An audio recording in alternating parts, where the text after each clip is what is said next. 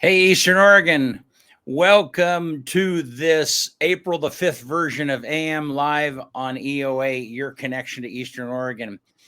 It's a cold one out there today, man. Yeah, it got cold. It was snowing last night. I know there's a new skiff. I mean, the mountains are all white again. Not a fan. Not a Yeah. fan at all. Yeah. And it's second Monday and snow and just nah. Yeah. Yeah, that's exactly it. Yeah. It's like I remember I looked at the clock or at my phone yesterday at like I want to say like I don't know like in the afternoon sometime it was like 39 degrees.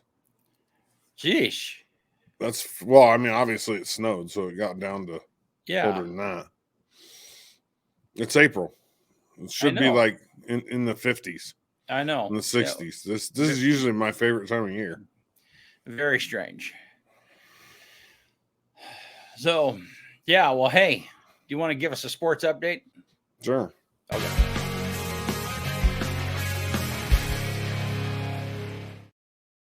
All right, for sports, EOU softball this weekend went on the road and swept Warner Pack.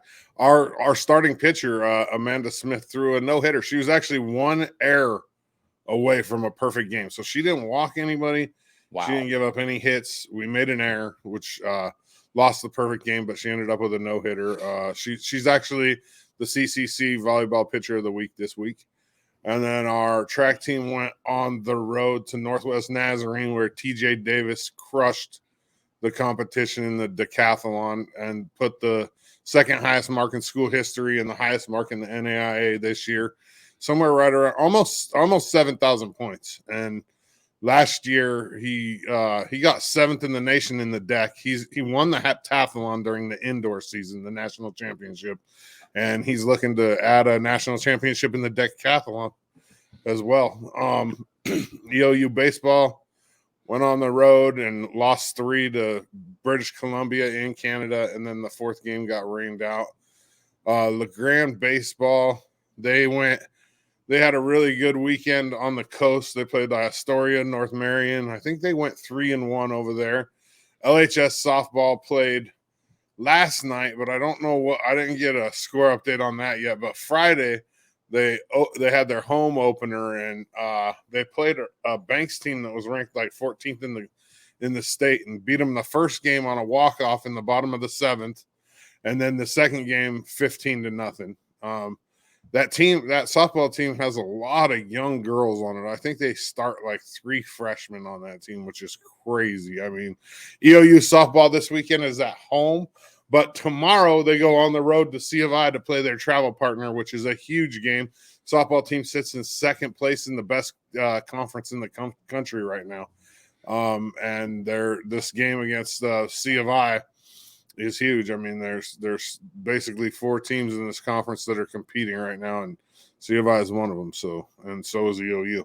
And then they have home games this weekend against Corbin, 2 on Friday, 2 on Saturday. I believe the Friday games start at 2-4, Saturday games 11-1, and then baseball plays at home against I believe LCSC this weekend. So that means the LeGrand native is coming home this weekend. GT Blackman, he pitches for LCSC, and he'll pitch. I'm sure he'll pitch this weekend at home. So, yeah, that's about a sports update for you. And that was all right off the top of my dome, BC.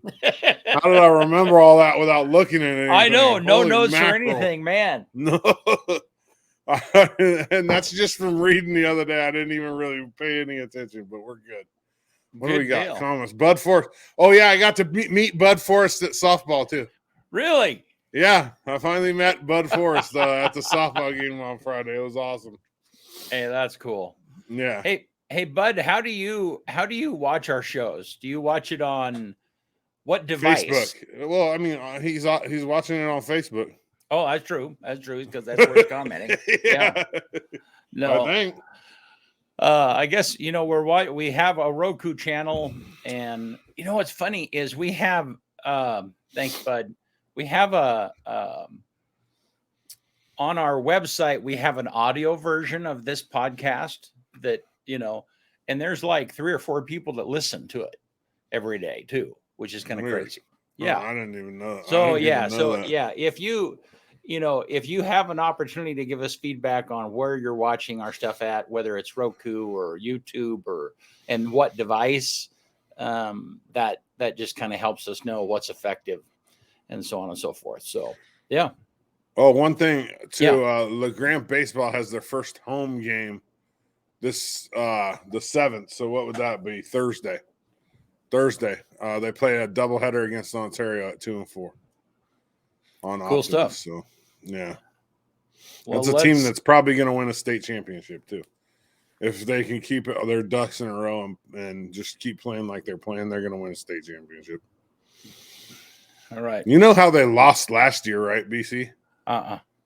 You don't remember the baseball team? Oh, No, man, it was sad. Bottom of the 7th, state championship game, up by 2, I think. Bases loaded. Kid hits a walk-off grand slam against us to win the state championship. We get second. So a walk-off grand slam. Yeah. What is I don't know what a walk-off grand slam is. A walk-off means you hit a grand slam, which is bases loaded home run. Oh, I see. To win the game. Not Denny's, BC, not a grand slam. I know what a grand slam is. I don't know what a walk-off grand slam is. Like a walk-off is like game out I see. Got it. Got it. Okay. Bottom of the 7th, walk-off grand slam. I get it. Yeah, it was sad. So it's like, you hit the grand slam, everybody, go home. Yes. Wow. Yeah, we got second place. So then the final score was like they were up by 2, right? Yeah, something right. Yeah. I don't remember if we were down by 3 or if we were up by 3 or up by 2, but however it is, walk off grand slam. Yeah. Ooh. The last thing you want to do. That's the kind of stuff that a pitcher has nightmares about, right? Oh, you don't sleep good. Want to hear a good story? Yeah. I only ever gave up 1 home run at home. Okay. In my high school and Legion career, 1 home run on this field down here on Optimist. My sophomore year, I was playing Legion baseball. I was the only sophomore on the team. I was the young. Not only that, I was young for my, I was young for my age for when it came to baseball. So you got all these 18-year-olds, Chachis, Muncie. They're all 18. They're all graduated high school. They had just graduated summer. I'm 15. I'm baby faced.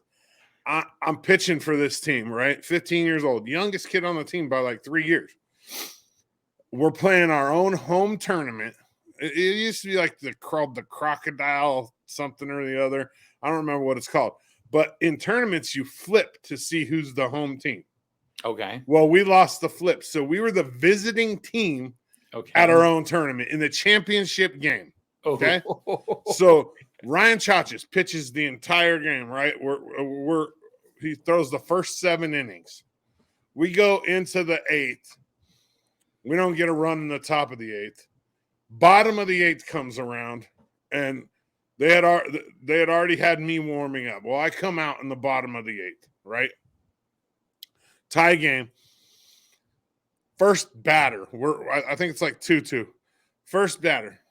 I throw fastball on the outside corner strike. I remember it very well. Fastball on the outside corner strike. I throw 2 balls.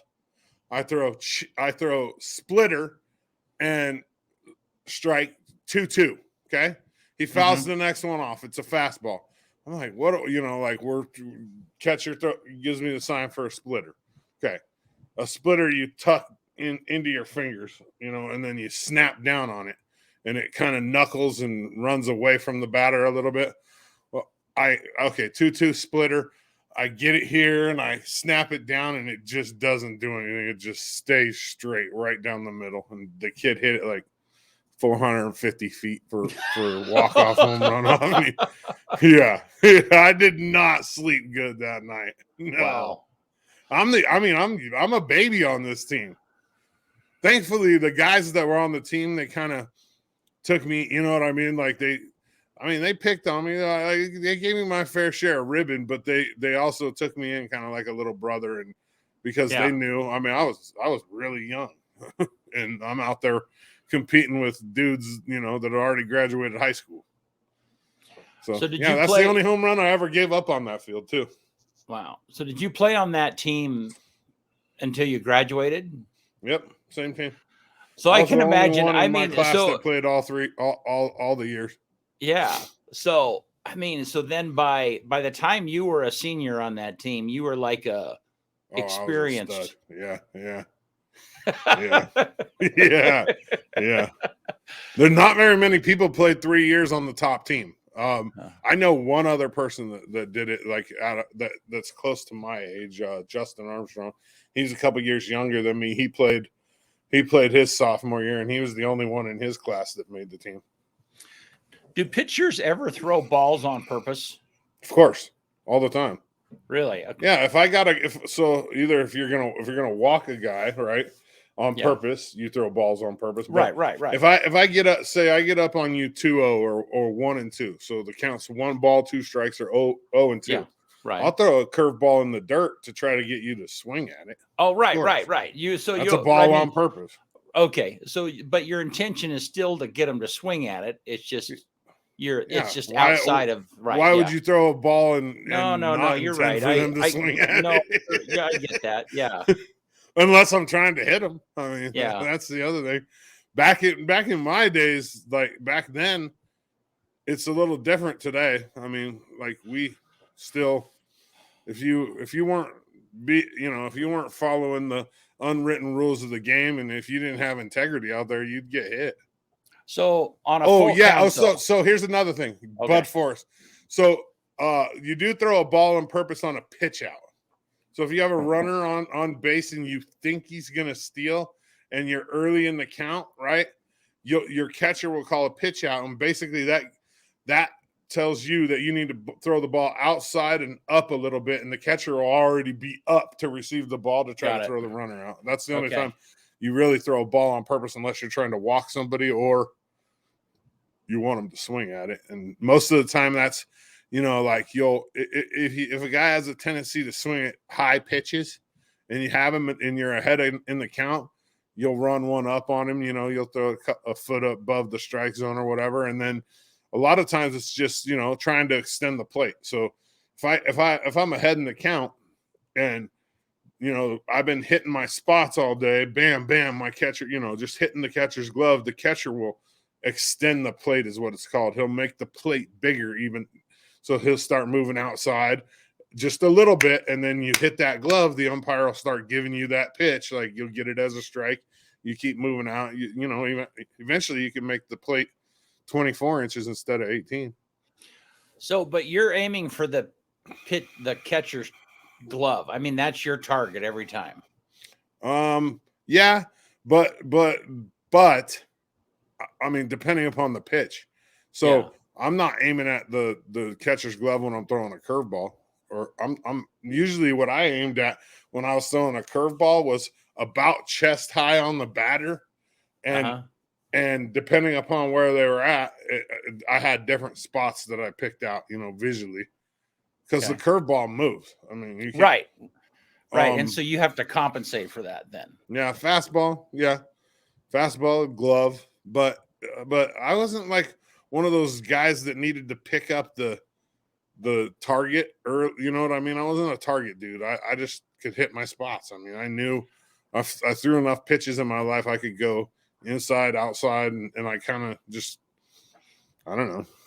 I didn't have much trouble with it. So when there's full count, how are you pitching a guy? Well, I'm trying to get his ass out, obviously. Right. But I mean, but you're not throwing it down. You're trying to make a strike, but make it as difficult as possible for him to hit. Well, yeah, you don't want to give in. You don't want to throw it right down the middle. But at the same time, I didn't walk a lot of guys because I didn't get into that situation. I was the type of person that liked to work ahead. Some pitchers like to they like to nitpick, and kind of like try to pick strikes. No, I'm going to come most of the time. I'm going to come first pitch fastball, and I'm going to get ahead. And that's just kind of how I work. Different pitchers work different, obviously. So, you have some guys that'll come out and thumb and try to get a little, like drop a curveball in for a strike. Now, I mean, my catcher will tell people, you're getting a fastball right now. Bah! And that's just kind of, I mean, it was because I like to be ahead. I did not like to be down in the count. So the catcher would tell the batter what was coming in. Oh, yeah. Sometimes. Yeah.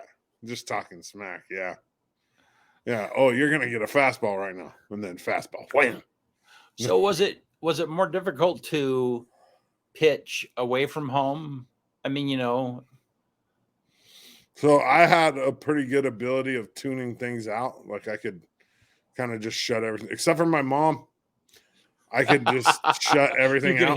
You could hear her voice above everything honestly, else. So like I liked pitching at home because back then we had a lot of fans that came, parents, classmates. So I would say there is an advantage to, just like any other sport, to pitching at home, to playing baseball at home. Yeah, no doubt. Like the situation EOU's in right now, though, is a little bit different, just for the simple fact that they didn't have baseball for a long time. But good, very good. That's a huge thing. The mounds. At home, I'm pitching on the mound that I take care of. On the road, I'm pitching on the mound that somebody else takes care of. So I see. One of the things that pitchers are very particular about their mounds, and I was always the one that took care of the mound. Like just stay away. Let me rake it. Let me dress it. You know what I mean? Like, and that's kind of what you get when you become like the number one pitcher on a team, is the mound is yours. Like you do it how you want, and if you're pitching that day too, yeah, especially. So that is a huge difference. But he's right. And then just EOU's in that weird situation where that hadn't had baseball for 15 years, and so they're there was a good turnout the last weekend. There probably will be a good turnout this weekend. Hopefully, most of the fans are EOU fans, but most likely will probably be outnumbered by LCSC fans, which is weird because it's our home game. Yeah. But LCSC has a huge traveling contingency of fans. Plus, we have a LeGrand kid that plays on that team. You know what I mean? So it's just, yeah. Baseball's weird, BC. It's really subtle. I mean, I didn't know much about baseball until we moved to Seattle, and we had friends, and they would just drag us to games. And I mean, I really did not know much about it, and the first game I ever went to, Randy Johnson was pitching, and it was like, they said, you're going to love this game. Randy Johnson is pitching. Like, Randy Johnson, but it took me someone whispering in my ear for a long time, like, okay, this is what's going on. This is what's going on. It's just it's a strategic, subtle game. Then people don't understand. No. And unless you understand all those things, you can't really enjoy it as much, There's a lot goes into a baseball game. Yeah. A lot. And there's a lot of unwritten rules. There's just a lot of things like things that you have to be around the game a lot to understand. Mm-hmm. Terminology, the lingo, here's an unwritten rule that a lot of people don't know. Apparently, some coaches don't even know it nowadays. You never make the first or the third out of an inning at third. Okay? Never. The first or the third inning. First or the third out of an inning. At third. At third. Yeah. There's a really simple reason when you think about it. Okay. Because if you make the first out at third, it puts you in a position where, moving the runners over is difficult. If you make the third out at third, you're taking the bat out of somebody's hands with someone in scoring position. So if you don't if you're a coach, you got a base hit, right? With 2 outs, you got a guy on first. You don't press it to get third in that situation, because the guy is going to score on a base hit from second anyways. So you don't test it. And then you have 2 outs. So he's not going to score from third on a fly ball. So, because, if he does make it to third, you still have 2 outs. So he's not going to be able to tag up on a fly ball because the batter's going to be out anyways. That's going to be the third out of the inning. So you don't try to stretch that guy to third. You keep him at second, and you give the next guy a chance to hit him in with 2 outs. You don't make that out at third. So you're talking about the coaching as far as whether to keep the runners running or not when they do a hit. You don't make the third. You don't make the third out of the inning at third ever. It's like it's elementary baseball, and you see coaches do it all the time. Yeah, I saw it. I saw it at the EOU game last weekend. Trying to get a guy to third on a base hit with 2 outs, and I'm just sitting there like, why? Like, if the next batter gets up and gets a hit, you're scoring that run anyways. There's no advantage to it. I mean, unless the guy that is on second is super slow. So the guy is headed to second. Yeah, he's on first. Out. He's headed to second on a base hit. There's no use in risking him trying to get to third. Got it. On that, right. On a base hit, the next batter gets a hit, he's gonna score from second anyways. Right. And if he does make it to third, he's not gonna score on a fly ball because you already have 2 outs and he can't tag up. Got it. I follow. So it's just one of those unwritten rules. It's like don't make the third out of the inning at third. It's like, but there's still people that are deep in baseball that are at the college level. They don't even think about that. It's like that could cost you a run. If that costs you 5 runs in a season, that might be a win or a loss in a season. Yeah. Just little things like that. Yeah. That's pretty subtle.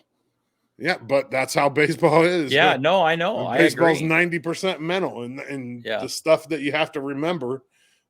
It's crazy. Like what bases to cover, like where the ball goes in certain situations with certain runners on and certain amount of outs, because that changes.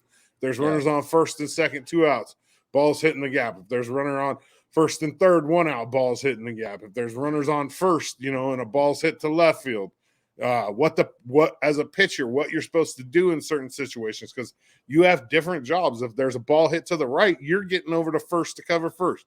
If there's a ball hitting the gap with a runner on first, you're getting in between third and home and off of the field of play, so you can either back up third or the plate, depending upon where the ball goes. There's just so many little things, and it's there's a lot more to baseball than what people think. I know it. Hey, good morning, Justin. Morning, Mr. Rock. Good to see you. Yeah. So, well, we can't see him. Well, good to see your comment, Justin's. Grace us. I'm so excited. Justin's hooking us up with some rims and tires for the van.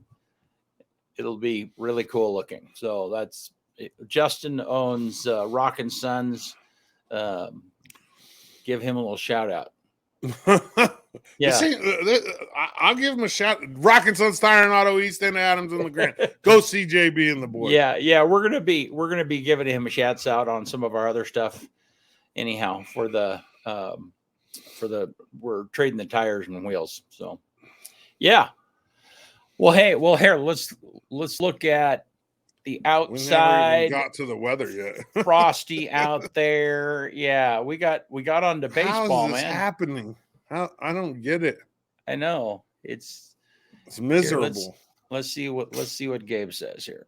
Heading into the day on Tuesday, most of us will be topping out into the 40s, although warmer to the far north and to the far south, into the low to mid 50s. We'll start to see some wintry precipitation in the morning mixing in with some isolated rain showers. Otherwise, that will start to decrease and move out of our region. Heading into the afternoon as we see some sun breaks in the mix. Heading into the day on Tuesday, for LeGrand, it does look like this. We'll start out into the mid-30s at 9 o'clock with some scattered snowflakes around in the mix of that sunshine. A few isolated showers in the afternoon may be possible. Otherwise, we are seeing more dry conditions than not, as temperatures rise into the mid-40s, as we see some sun breaks developing. Westerly winds will be gusting up to 40 miles per hour in spots, otherwise sustained winds 10 to 20.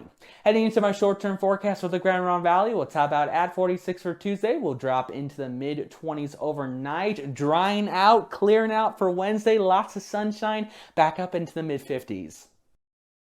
Boom. There we go. Yeah.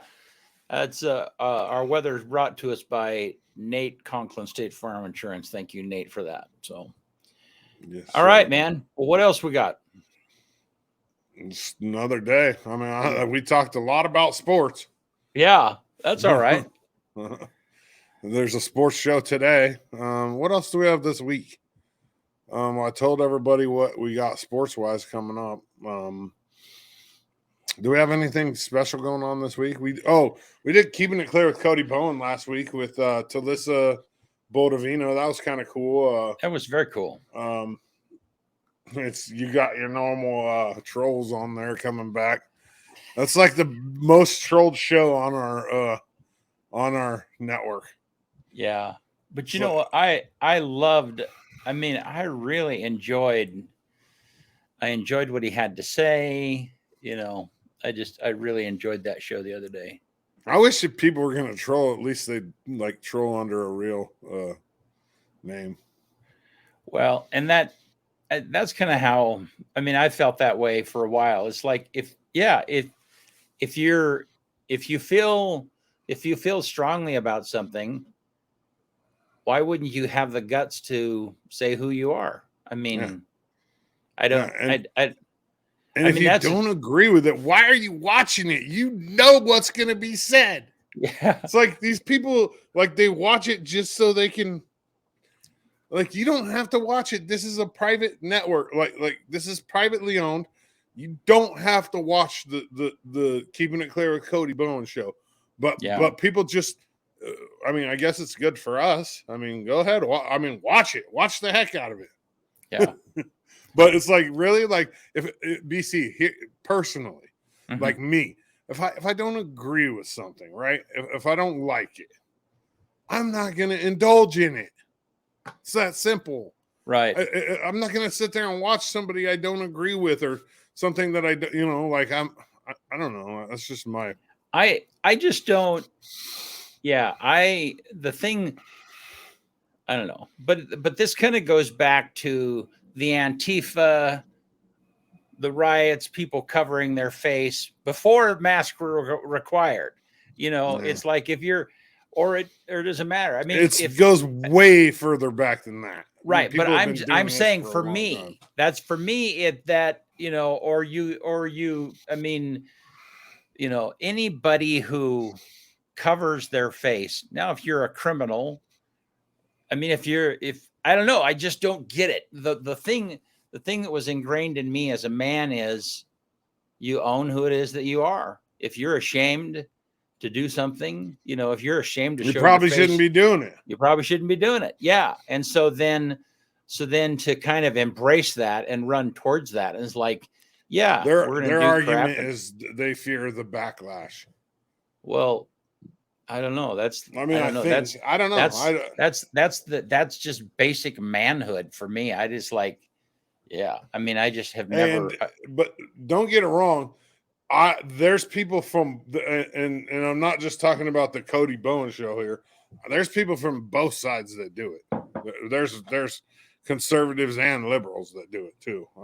There's people all over the whole spectrum that find some reason to like not want to be identified. It's so weird to me. Well, it's so weird. Don't get me. We've all done stuff that we don't want to be identified for. But the point is when you go on a public forum and you do it purposefully, it's, I don't know. I think that it speaks to the character of the person. Yeah, but Bud, you've been verified now. We'll put a little blue check next to your name. You've been verified, Bud. I've seen you in person now. I don't think you're a little trolley account. Yeah, you're right. Stand up for what you you believe in. Take credit for, yeah, absolutely. You know, the internet created a unrealistic safe place for people. It's so weird. You're good. You know what I mean, though? Like it's almost like I kind of compare it to, and this is kind of apples to oranges, but it's similar. It's like when that guy, you know, like say you're working a job, bartending, for instance, and you got that guy that thinks that just because you're working that he can sit there and chip at you. You know what I mean? And that's like this protective vest. Oh, this person's working. They won't smack the crap out of me. You know what I mean? They can't. They're working. So then these people come in here and they hide behind this thing, and it makes them feel like they have this like protective vest on because there's no way to smack the crap out of them. You know what I mean? Like, it's really Right. Because half the stuff, well, I would even say more than half the stuff that people say on burner fake accounts they'd get smacked the crap out of for. Yeah. That's well, or they'd be too embarrassed to say it. And so yeah. So they ain't gonna say it to somebody's face, to whoever they're talking to. They ain't gonna walk out there and say, "Oh, yeah, so and so, you did this," or you know what I mean? Like, no, because a lot of times if you say something like that, you're gonna embarrass the crap out of yourself, or you're gonna get decked. Right, but it's everywhere. I mean, you get this when on telemarketing calls that call. You know, I mean, they know. You can see. I mean, I play with them now. Yeah, you know? I think you're the only person in the country that answers those, BC. Nobody else answers those. Yeah, no, it's funny. It's funny because I've been getting calls and it's in Spanish. You know, the first thing, you know, and so I'll push button. I'll say, "Hola, ¿cómo estás? Muy bien, you too." That's the only Spanish I know, but it's enough to confuse them for a minute, and they'll be like, "Oh, this guy's messing with me. He just wasted my time." But I figure it's like, you're wasting my time. You're wasting everybody else's time. So yeah, but you know what you can do? Just don't answer it. Yeah. You know it's a telemarketer. Yeah. Well, I mean, and I don't answer about, you know, I would say 70% of them, but occasionally I'm in the mood to like ruin somebody else's, waste their time the way they're wasting others. So, but you know, I think my name might be on a list though, because there are times that I'll push the number, I'll get an assistant and right off they'll hang up on me. So I'm wondering, it's like, oh yeah, this is a time waster. Mm-hmm. I used to have a friend who would get those calls of like, "Hey, do you have a cracked windshield?" And he goes, "Hang on just a second." And then he just put them on hold for, you know, and then he'd come back a few minutes later and go like, "Nope, I'm good. Thanks." Just make him sit there and wait. That's messed up. Yeah. Hey, I got an interesting picture I want to show you. This kind of interesting.